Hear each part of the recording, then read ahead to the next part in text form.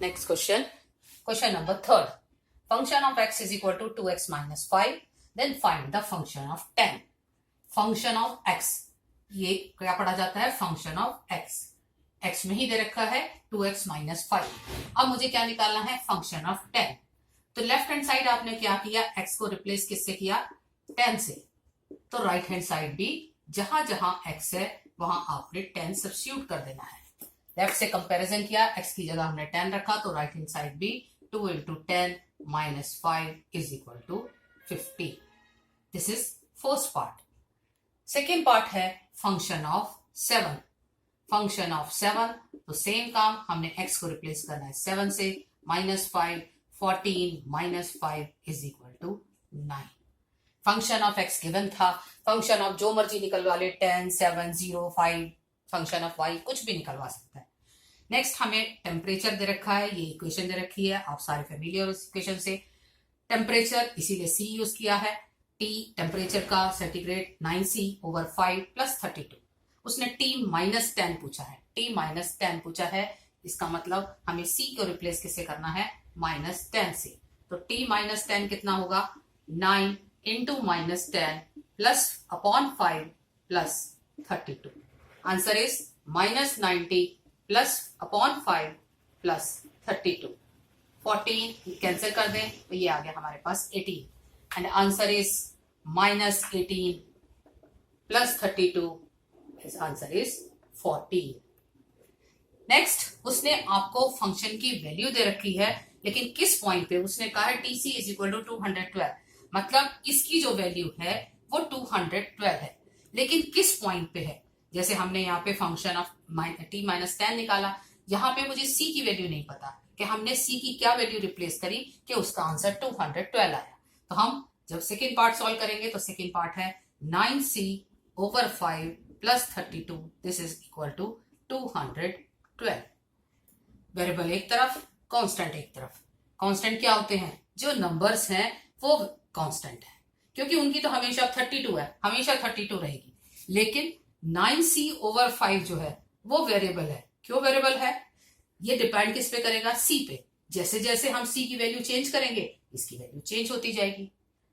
जब उसके अंदर हम इसे वेरिएबल क्यों कहते हैं? क्योंकि उसकी वैल्यू फिक्स नहीं होती. C की वैल्यू हम कुछ भी रख सकते हैं, 1, 2, 3, हाफ, -1, 0, जो मर्जी रख सकते हैं.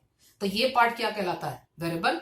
ये पार्ट कांस्टेंट. कांस्टेंट क्यों है? क्योंकि ये तो हमेशा 32 रहेगा, चाहे कुछ भी करो आप. ये तो चेंज हो ही नहीं सकता, इसके अंदर कुछ है ही नहीं जहां मैं वैल्यू रख सकूं.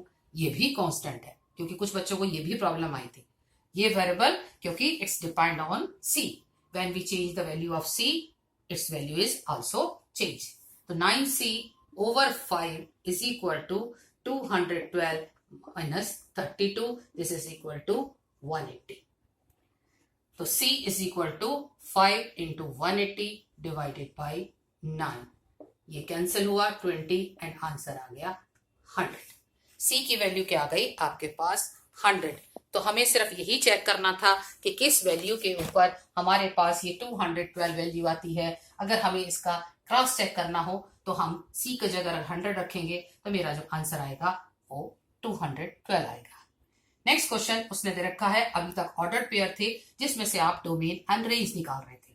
अब क्वेश्चन ये है कि आपको एक फंक्शन दे रखा है और इसकी डोमेन और रेंज निकालनी है. डोमेन और रेंज निकालनी है. डोमेन क्या है? x की वो वैल्यू जिससे फंक्शन को डिफाइन किया जा सके. हम इसे y = भी लिख सकते हैं या फंक्शन ऑफ x भी लिख सकते हैं. डोमेन क्या है? x की वो वैल्यू जिससे y को डिफाइंड किया जा सके. अब आप कहोगे इसमें हम, या और इजी लैंग्वेज में जाती हूं कि अगर मैं कहूं आप इसका ग्राफ बनाओ, तो आप क्या करोगे? x की कुछ भी वैल्यू सब्स्टिट्यूट कर सकते हो, 0, 1, 2, हाफ, -3, जो भी मर्जी रखोगे, y की वैल्यू आती चली जाएगी. लेकिन इस क्वेश्चन के अंदर आपको x की वैल्यू गिवन है. x क्या दे रखा है? रियल. तो जो मैंने नंबर बोले वो सारे रियल है. हाफ है, -2 है, 3 है, 4 है, सब रियल है. साथ ही साथ लेकिन उसने दे रखा है x is greater than 0. इसका मतलब अगर इस ग्राफ को प्लॉट करने के लिए कहा जाए तो आपने क्या लेनी है? x की वैल्यू रियल तो लेनी है, लेकिन नॉन नेगेटिव लेनी है, 0 भी नहीं लेनी है. एक तरह से कहूंगी ग्रेटर, क्योंकि मैंने लिखा x is greater than 0, इसका मतलब 0 कंसीडर नहीं करना है, आपने 0 से बड़ी लेनी है. तो आपने डोमेन जब निकालना होगा, डोमेन होगा x की वो वैल्यू जिससे y को डिफाइन किया जा सके। अब एक वर्ड यहाँ पे मैंने यूज किया डिफाइन। अगर आपको कुछ डाउट है तो यहाँ डिफाइन का मतलब समझा सकते हैं।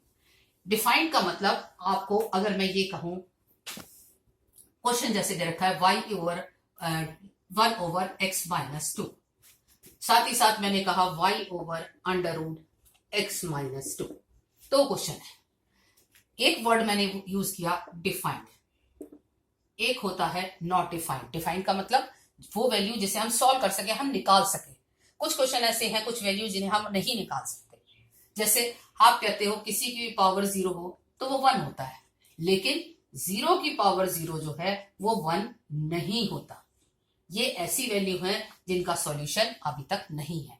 0 की पावर 0 जो है वो 1 नहीं होता, और कोई भी पावर होगी 0 तो उनका आंसर 1 होगा। चाहे 1 की पावर 0 हो, चाहे 100 की पावर भी 0 होगी तो भी 1 होगा, लेकिन 0 की पावर 0 की वैल्यू 1 नहीं होती। तो ये चीज तो नॉट डिफाइंड हो गई, ये डिफाइंड हो गई। इसी तरह से अगर मैं अब इन दो क्वेश्चन पे चलूं, मैं यहाँ पे x की वैल्यू सपोज 2 रख देती हूँ, तो क्या आ जाएगा? When x is equal to 2, y is equal to क्या हो जाएगा? 1/2 - 2 इज इक्वल टू 1/0। ये क्या हो गया? ये भी इनडिटरमिनेट टर्म हो गया। अभी तक आप 10th क्लास में क्या करते थे कि 1/0 को इंफिनिटी लिख देते थे, लेकिन ये गलत है। 1/0 जो है वो इनडिटरमिनेट टर्म है। 1/0 कभी भी इंफिनिटी नहीं होती। अब अगर आपको 1090 की वैल्यू लिखनी होगी तो 1090 की वैल्यू आप 1/0 लिखोगे, इंफिनिटी नहीं लिखोगे, इनफाइनाइट नहीं लिखोगे। तो y की वैल्यू मैं यहाँ पे x की जब वैल्यू 2 रखी जा सकती है तो मैं y को डिफाइन नहीं कर सकती। तो इसका मतलब x की वैल्यू क्या रख सकती हूँ? कुछ भी रख सकती हूँ, लेकिन अगर इसका डोमेन चेक किया जाए, डोमेन का मतलब x की वैल्यू चेक की जाए कि हम x की क्या क्या वैल्यू रखें जिससे y की वैल्यू निकाली जा सके, तो प्रॉब्लम कहाँ आई? 2 पे। तो मैं क्या लिखूंगी? डोमेन क्या हुआ? रियल माइनस एक पर्टिकुलर एलिमेंट आता है तो हम उसे कर्ली ब्रैकेट में रख देते हैं। एक पर्टिकुलर एलिमेंट आया तो रियल -2। इसी तरह से y is equal to √x-2 है। अब अगर इसके अंदर मैं 2 रखती हूं तो 0 आता है, कोई प्रॉब्लम नहीं। लेकिन अगर x की वैल्यू मैं 1 रख दूं तो y की वैल्यू कितनी आ जाएगी? y की वैल्यू आ जाएगी √1 - 2 इज इक्वल टू √-1। इसका मतलब इमेजिनरी। तो इमेजिनरी भी हमारी नॉट डिफाइंड लाती है। हमें यहाँ पे जब ग्राफ प्लॉट करना होता है तो सारी वैल्यू रियल चाहिए, इमेजिनरी नहीं चाहिए। तो मैंने आपसे क्या कहा? x की डोमेन क्या है? x की वो वैल्यू जिससे y को डिफाइन किया जा सके। तो मैंने आपको यहाँ बताया डिफाइन का मतलब। डिफाइन का मतलब जिसकी वैल्यू हम निकाल सके। प्रॉब्लम कब आता है? जब डिनोमिनेटर के अंदर 0 आती है या अंडर रूट के अंदर नेगेटिव आता है। ध्यान से सुनना दोनों बातें।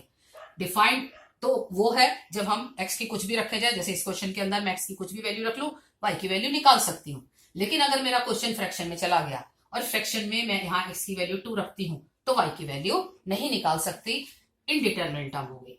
तो इसका मतलब इसका जो डोमेन है x की कहाँ प्रॉब्लम आई? 2 पे। कोई भी रियल वैल्यू रख लूं, 1 रख लूं, 2 रख लूं, 0 रख लूं, -1 रख लूं, कोई प्रॉब्लम नहीं है। प्रॉब्लम कहाँ आई? सिर्फ 2 पे। इसी तरह से ये क्वेश्चन था y is equal to under root. जब आप क्वेश्चन अंडर रूट के अंदर होगा तो ये देखना कि वो इमेजिनरी कहाँ बन रहा है, वो प्रॉब्लम करेगा।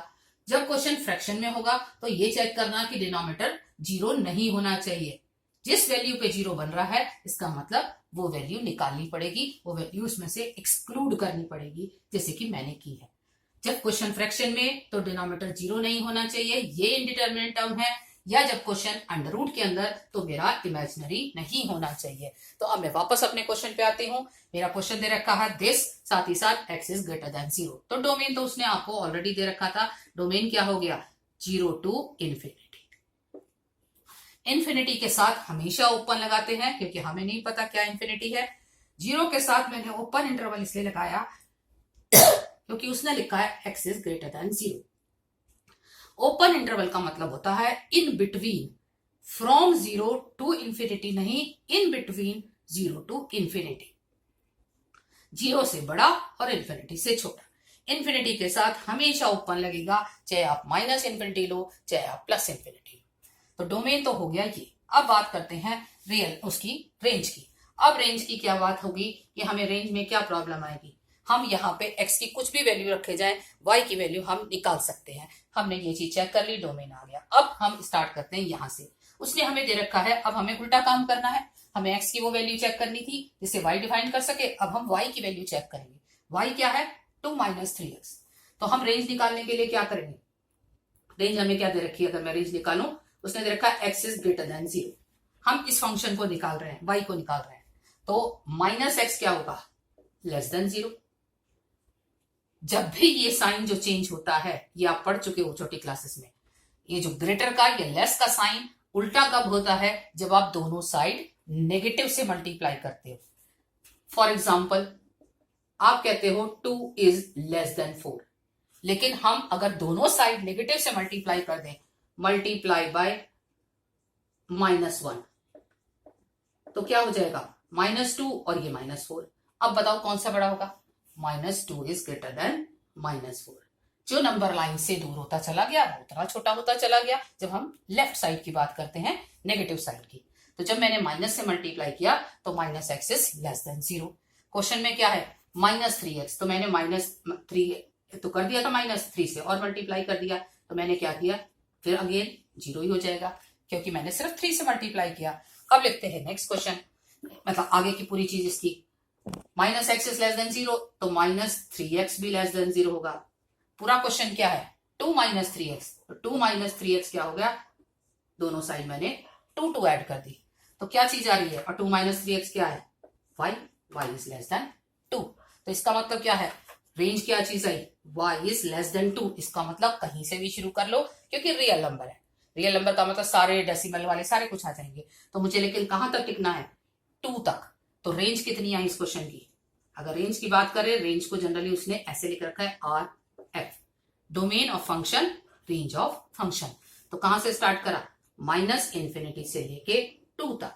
2 के साथ भी ओपन लगाना पड़ेगा, क्योंकि उसने 2 के साथ भी आपको ये नहीं दे रखा कि क्या इंटरवल है, इक्वल का साइन नहीं है। Thank you student.